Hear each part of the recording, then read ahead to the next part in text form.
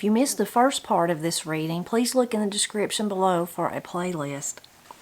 Once a year, something truly magical happened, something that provided us with hour after hour of delightful entertainment.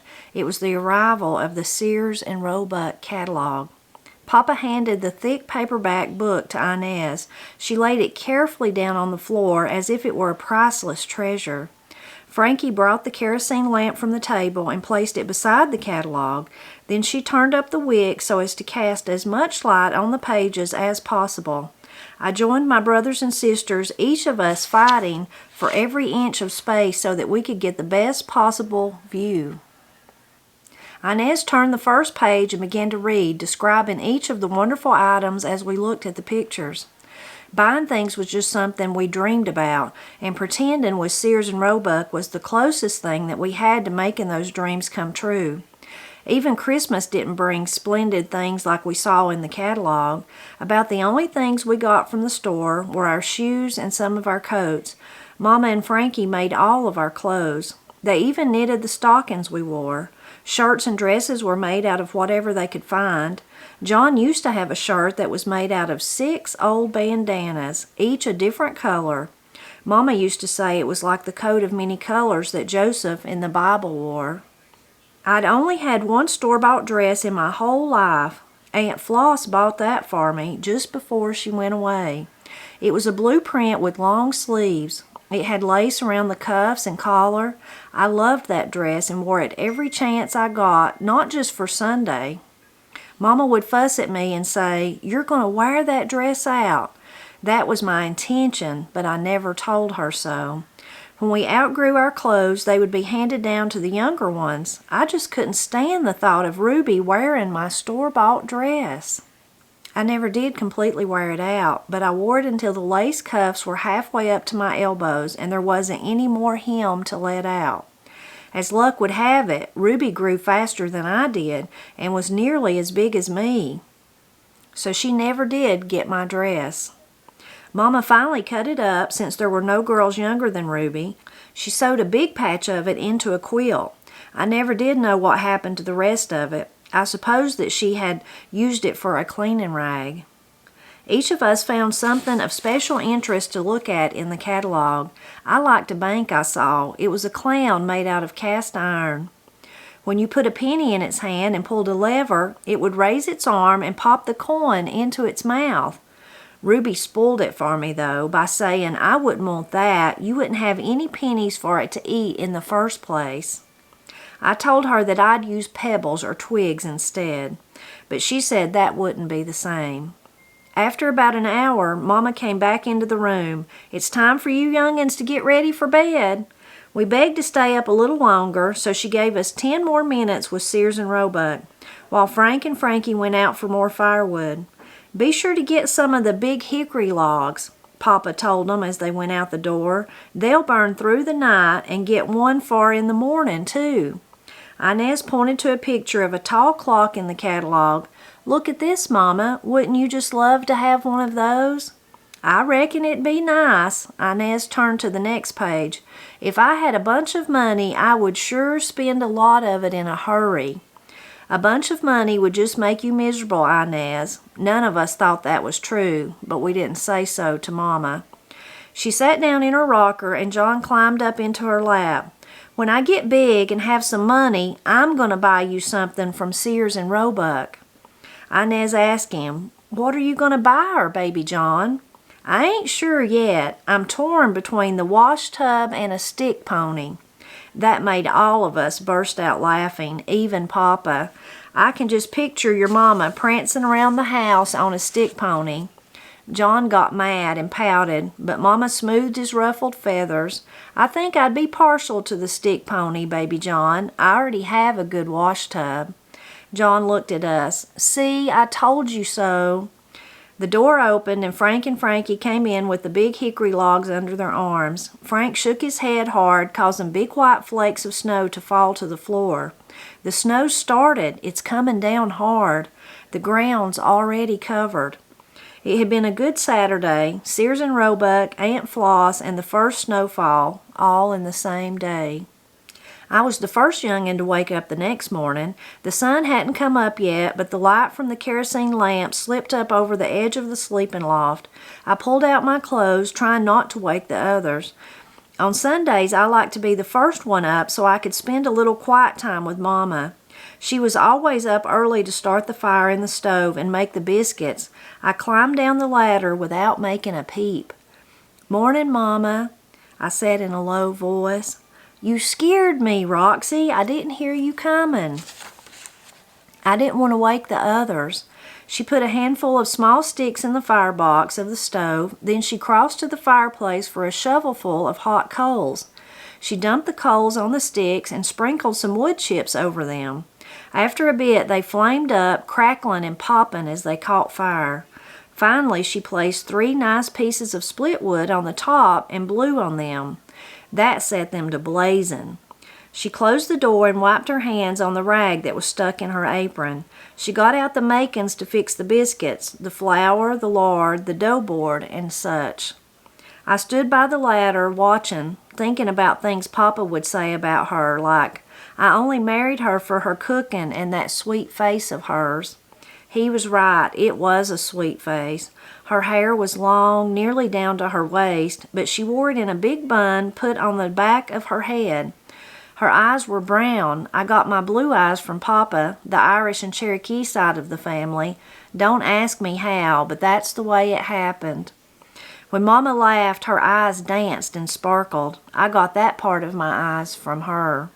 I stayed quiet while she worked. I didn't want to interrupt. Mama didn't like for us to bother her when she was cooking. Then she said without looking around, "Do you want to learn?" "What?" She turned to look at me. I said, "Do you want to learn to make biscuits?" I nodded yes. Frankie was the only one that she had taught how to make biscuits. She tried with Inez, but they always turned out hard and funny looking. Finally, Papa said that Inez wasn't allowed to make 'em anymore or we'd all waste away to nothing. Inez didn't care. She didn't like to make 'em anyhow. "Well, come over here and let me get you started." I moved to the table and stood behind the bread bowl. Mama went behind me and began my lesson. Now this is the starter dough. It's what was left over from last night. You're going to add to this. She sifted some flour into the bowl, her arms reaching around on each side of me. Then she took hold of my hands with hers. Mama's hands were rough and calloused from all the hard work she did. She dipped my hand into the lard bucket. You'll need at least this much, but you may need to add more later. Now you put in some water, a pinch of salt, a little baking powder, and you work the dough. We squished the mixture with our 4 hands, hers rubbing against mine. The lard made her hands feel soft, like she had never worked hard a day in her life. Now we put the dough on the dough board and sprinkle it with more flour. That'll keep it from sticking. She gave me the rolling pin and curled her fingers around mine. You've watched Mama do this part, right? I didn't answer. I was too busy concentrating on the dough and looking at Mama's fingers. She began to guide my arms as we rolled out the dough. First this way, then that, folding it over, then rolling it out again. That's right, you're doing real good. It felt like my arms were part of hers as she worked the dough, and I reckoned they were. She was my Mama, and her blood was running through my veins. There, that ought to just about do it. She handed me a tin cup. Now cut 'em out with this. I'll grease the pans while you do. I cut out the perfect circles, 24 in all. That's how many biscuits Mama made every morning. We put 'em in 2 iron skillets and sat 'em on top of the stove. How do they look, Mama? She dipped her rag in the bucket of water and wrung it out. They look good enough to eat, I hope. She laughed at her joke, and so did I. Her eyes danced and sparkled, and I was sure that mine did too. She took the damp rag and wiped the flour off of my hands, cleaning each finger, taking more time than it should have. I was glad. At that moment, I never wanted Mama to let go of my hands. A bit of daylight was coming through the little window by Mama's rocker. The others would be waking up soon, and the house would be full of noises once again. Noises like Inez reading aloud, Ruby saying things to pester me, and John asking questions and talking just to hear himself talk. But I'd had my quiet time with Mama, and it would last me for the rest of the week. Mama took a half-gallon jar of canned blackberries off the shelf and emptied it into a big brown bowl. "Roxy, I need you to run down and get me some water." "Yes, Mama." I slipped into my heavy brown coat and started for the door, swinging the bucket as I walked. I lifted the latch and pulled the door open. Then I stopped dead in my tracks. "Mama?" "What is it, Roxy?" Mama looked up and saw what I was hollering about. "Well, goodness to heavens!" she shouted as she looked at the doorway. I'd forgotten all about the snow. I reckon Mama had too, but there was no forgetting about it now. The porch was filled with snow from top to bottom. A gnat couldn't have got through. "Bass! Bass! Wake up!" Papa sprang into the room like a jackrabbit, still wearing his long johns and looking confused. "What is it, Callie?" Frank shimmied down the ladder, followed by the others. "What's the matter, Mama?" She pointed to the doorway. "That's what's the matter." Papa dropped his jaw. "Great day in the morning!" He rushed to the little window, wiped the frost off the glass, and peered out. "At least we ain't buried alive. We can still get out the window. Get dressed, young'uns. There'll be no resting this Sunday. We got work to do."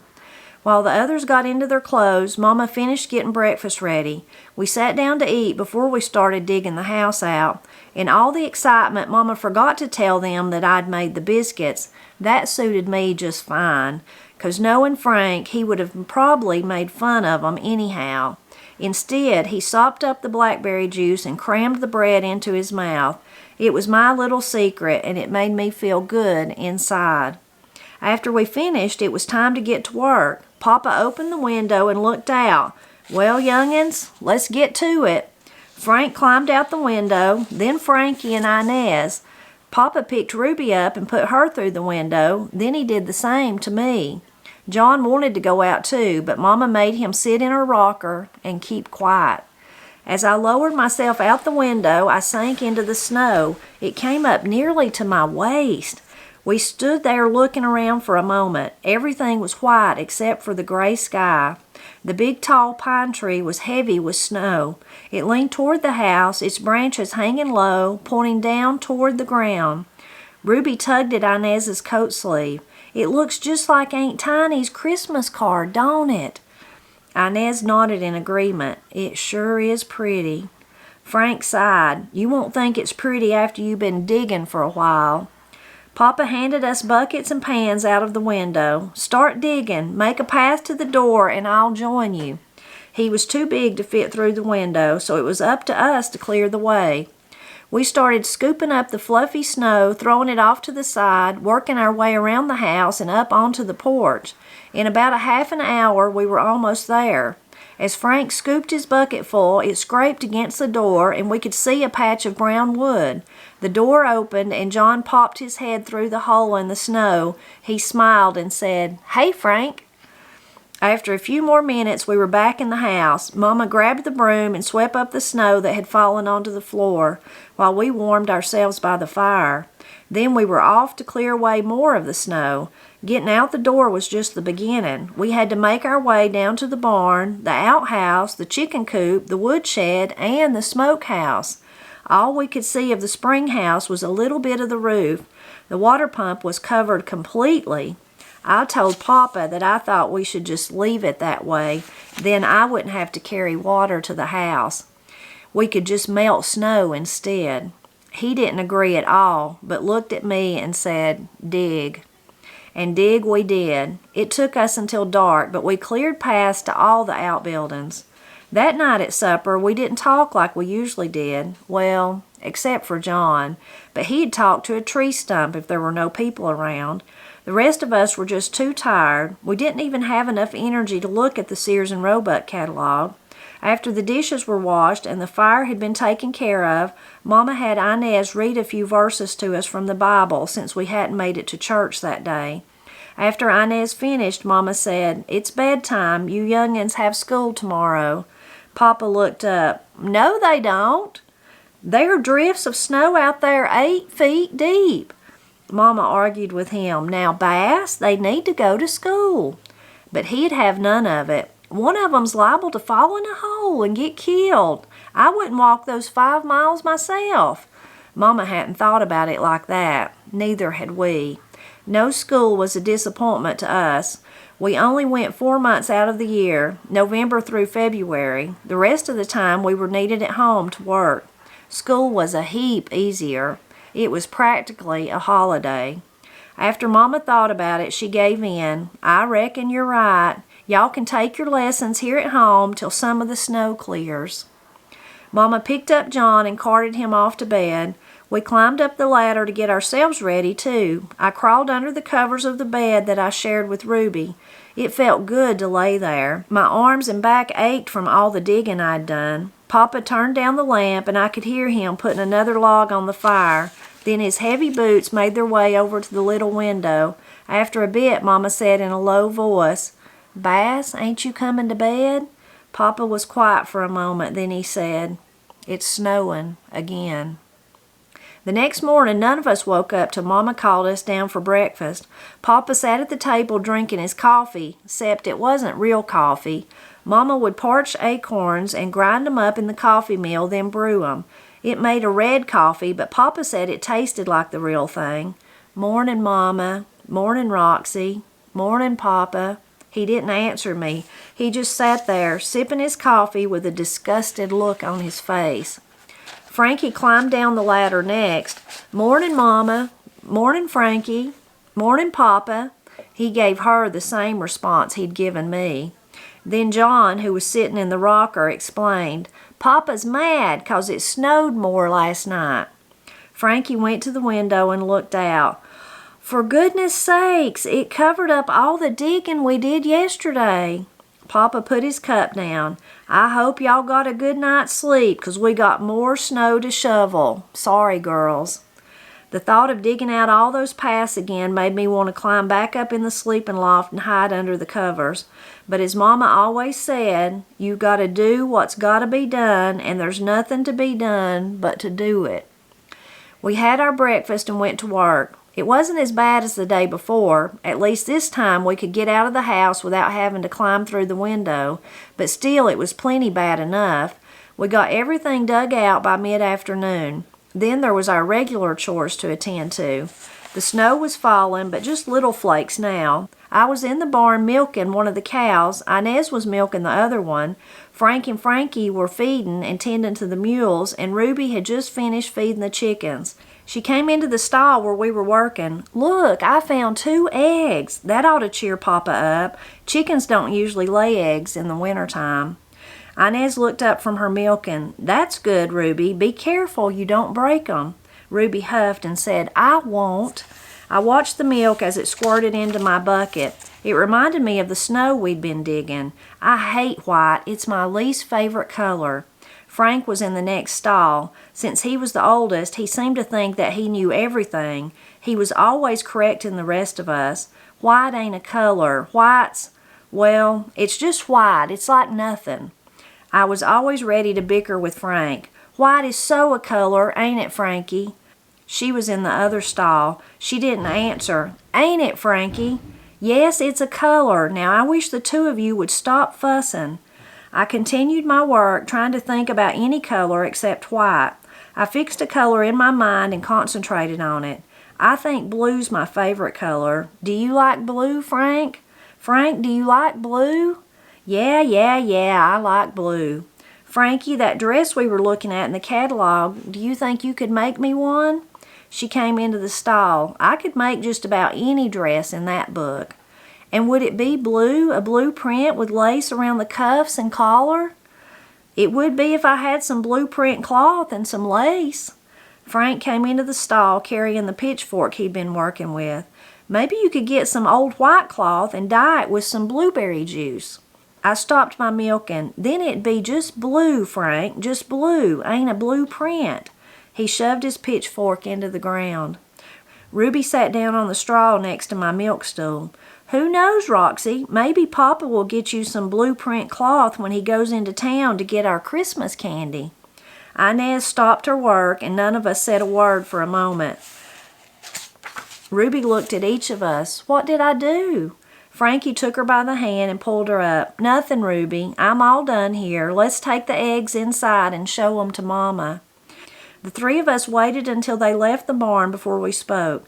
None of us had thought about Papa not being able to get into town, but it looked like the snow would make it impossible. I stood up and said, "It's 5 more days till Christmas. Maybe the snow will melt before then, right?"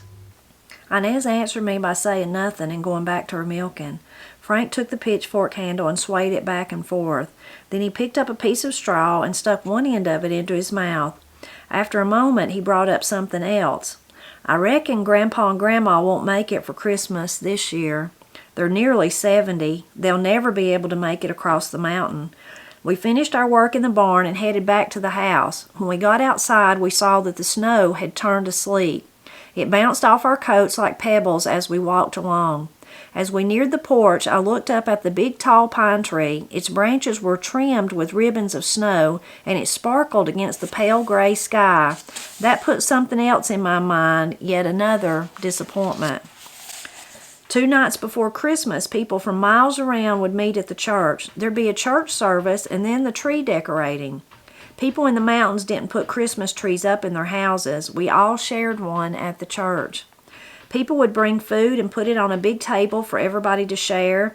After the tree was decorated, we'd all sing Christmas songs. Everybody showed up, even people that didn't set foot in the church for the rest of the year. That's where we'd meet Grandpa George and Grandma Vic. After the party, they'd come back home with us to spend Christmas. But this year, I knew none of that was going to happen. That night, we all sat at the table working on our school lessons.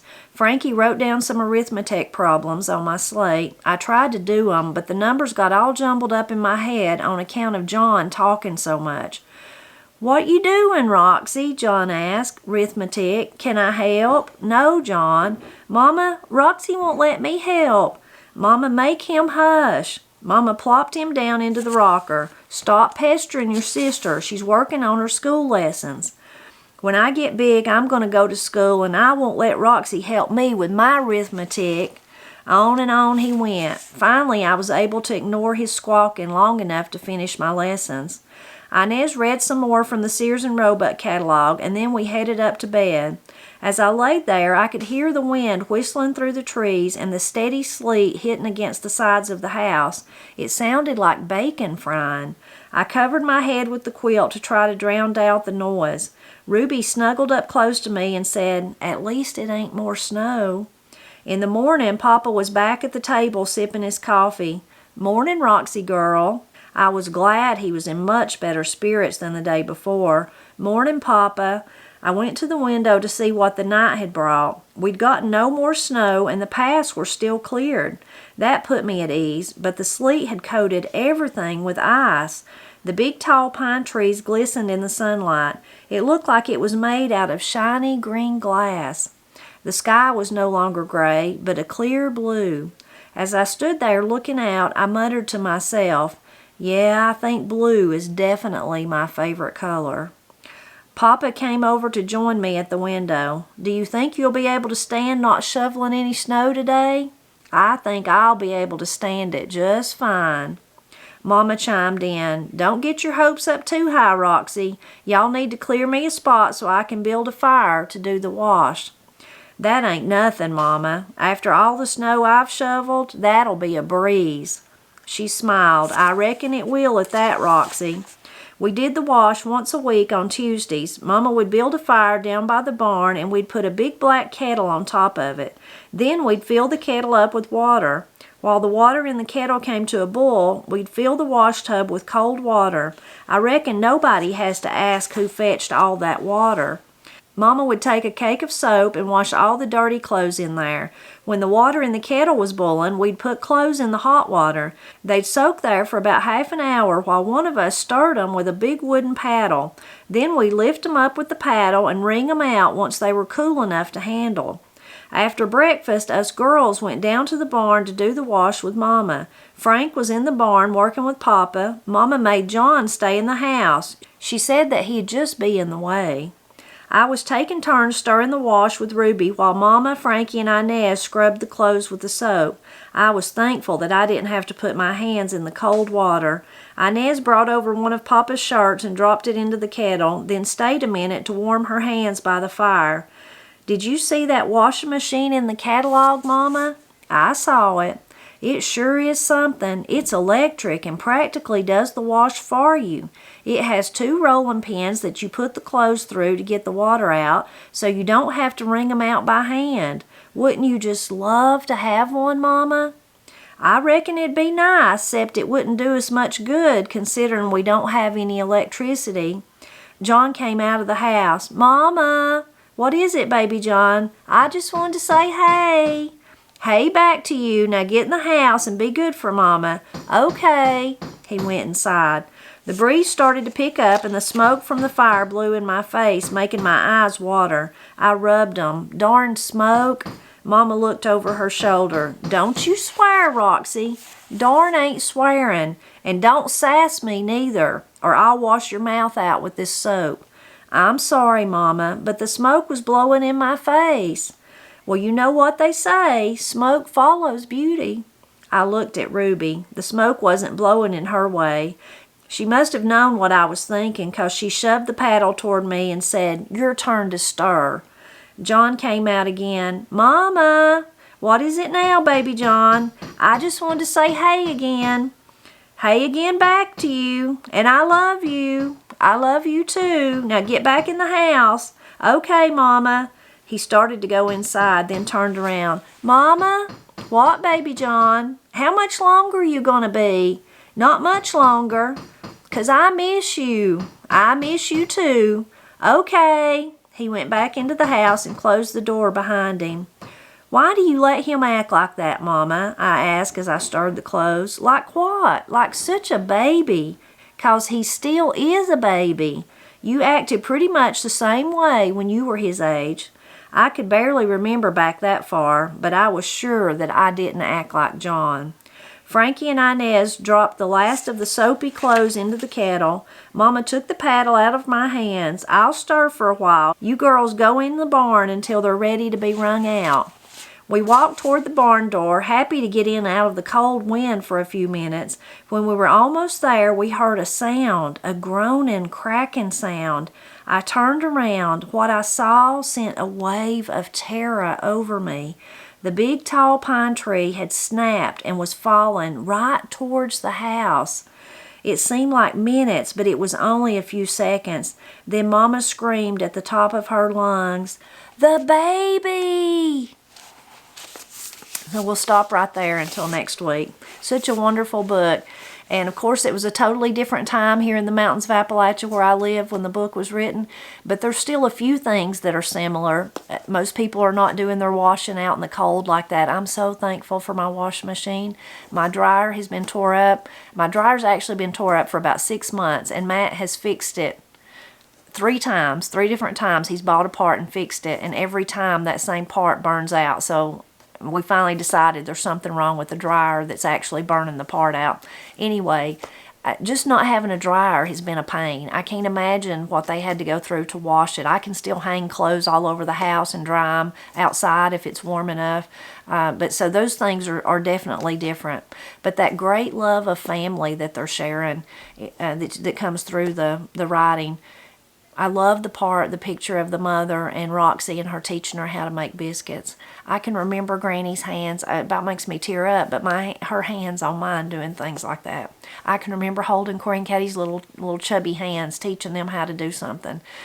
So that wonderful sense of family is still alive and well, and it's really that the family is like the center of Appalachian culture. It's just it's a familial culture. It's really dependent on it. Sometimes even if you don't like your family, it's still part of that. It's still part of that culture that really gets ingrained into you. I like the little part about the Sears and Roebuck.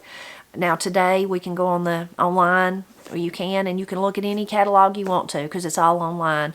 But I remember as a girl, when Granny would get the big Sears Roebuck catalog in the mail, how I would lay on her bed and look at it and dream about all the stuff. I certainly was able to buy. I remember sometimes I'd get school clothes from it. So I wasn't like Roxy again, things have changed since that time. But still, there's so many little pieces that are still ring true today, even though we're living in this modern world. Certainly cutting wood for us, and building fires, and cooking, and being together as a family. But another little important part that is that they couldn't go to school because of the snow, but the mother and father thought that lessons were so important, and I grew up with Granny and Pap calling it that. We didn't have homework. We had, have you got your lessons done? That's what they would say, lessons. That's the word they used. But that was so important to them. Now, they could have just said, okay, you can have a vacation. It snowed till you can get back to school. They said, no, you need to keep doing your lessons. You need to do them at home, and you older ones can kind of teach the younger ones. And that value on education, that's something that surprises people. That's one of the great stereotypes about Appalachia. One of the most common ones is because of the way we speak. We don't value education, and that we're really illiterate. Pretty much, really. But if not, then we're really lacking when it comes to education. If you've watched my videos, I've often talked about that, how wrong that is, and how it's really funny because there's so many higher levels of higher education within the Appalachian region. So it's kind of like, well, how could there be all these colleges and universities and different types of trade schools and things if you're lacking in that region's so lacking in education? But I love that part of this, what I read today, because it shows those parents were putting importance on education, and they're still doing that today in the area of Appalachia that I live in, and throughout Appalachia, I know. Please tune back in next week, because we've got to see what happens next. We've got to find out if Baby John was okay when the big tree hit the house.